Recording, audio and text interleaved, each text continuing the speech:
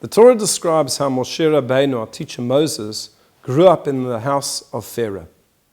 And when already he was a mature man, he came out one day and he saw his brothers, the Hebrews, their suffering, the fact that they were enslaved to the Egyptians. And there he saw an Egyptian taskmaster beating a Hebrew.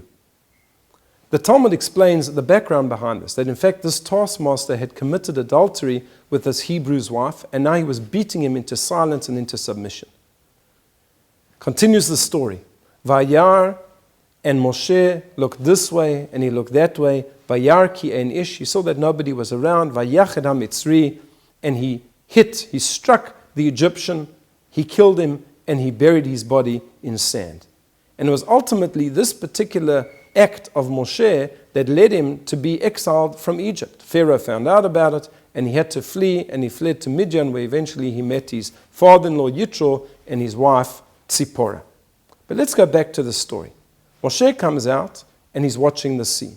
He sees the taskmaster beating the Hebrew slave. He looks this way and that way, and there's nobody around.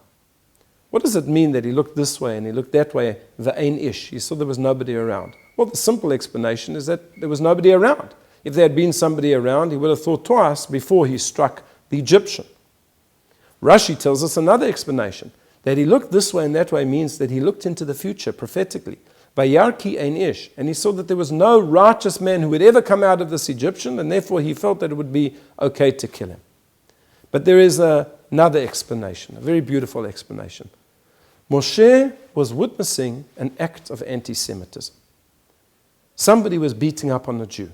And he looked this way and that way, Vayar ki ein ish, and he saw there's nobody around. Nobody was coming to the defense of a Jew.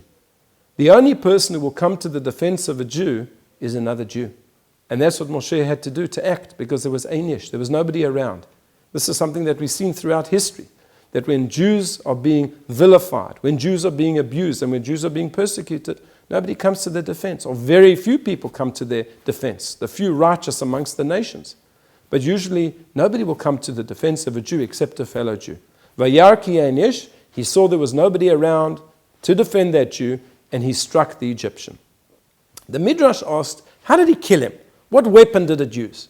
And there are three opinions. One opinion is that he used his egrof.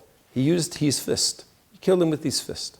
Another opinion is that he used a spade. He took a spade and he hit him over the head. And a third opinion is that he used the Shem Hashem. He used the name of God, one of the holy names of God, which drew away the soul of this Egyptian. What is the meaning behind these three opinions? And in fact, what this Midrash is doing is telling us how to combat anti-Semitism. Sometimes you have to use your fist. You have to protect yourself. You have to use physical might. You have to set up groups like the CSO, groups that protect the community, and other groups, because if we don't look after our own, nobody else is going to do that. So there's place for the fist, there's place for physicality, and there's place, unfortunately, for violence. Then there's the spade. What does the spade represent? Building. What we have to do as Jews is build. We can't retreat away. We can't assimilate. Let's build. Even if the rest of the world may persecute us, may abuse us, we have to continue building. That's the relevance of the spade. And the last opinion is B'Shem Hashem. He used the name of God.